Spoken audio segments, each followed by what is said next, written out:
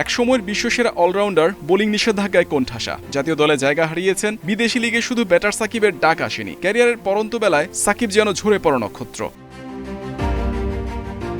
County ক্রিকেটে খেলে bowling অ্যাকশনে ত্রুটি ধরা পড়ে। ইংল্যান্ড ও ভারতে 2 দফা পরীক্ষা দিয়ে পাশ করতে পারেননি, জায়গা হয়নি চ্যাম্পিয়ন্স ট্রফির দলে। ফাইটার সাকিব তো চ্যাম্পিয়ন ক্রিকেটার, কঠোর পরিশ্রমে ভাগ্য ফিরেছে। রোজা রেখে নিয়মিত 4 ঘন্টা অনুশীলন করেছেন সাকিব। বোলিংয়ে ছাড়পত্র পেতে তীব্র ক্ষুধা ছিল টাইগার অলরাউন্ডারের, ফলও পক্ষে এসেছে এবার। আবারও আলোচনায় সাকিব আল হাসান। বাংলাদেশের তারকা এই অলরাউন্ডারের প্রতিযোগিতামূলক ক্রিকেটে প্রত্যাবর্তনের পথ খুলে গেছে। নিষেধাজ্ঞা থেকে মুক্তি মিললেও 37 বছর বয়সী এই ক্রিকেটারের জাতীয় দলের ফেরার অনিশ্চয়তা এখনও কাটেনি।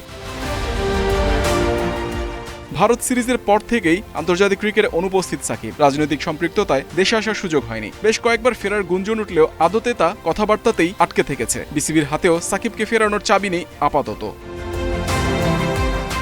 টাইগার পোস্টার বয়ের জাতীয় দলে ফেরার সম্ভাবনা কিনো, শুধু বিসিবি না, সরকারের অনুমোদনও দরকার সাকিবকে বাংলাদেশের হয়ে খেলতে দিতে। ক্যারিয়ারের পরন্ত বেলায় কত কিছু সাক্ষী হতে হচ্ছে দেশের সেরা অলরাউন্ডারকে। সাকিব হয়তো ফিরবেন না দেশে, ঘরের ছেলেকে থাকতে হবে প্রবাসী ক্রিকেটার হয়ে। সাকিবের গল্পটা হয়তো পাবে না পূর্ণতা, থাকবে এক আক্ষেপ হয়ে।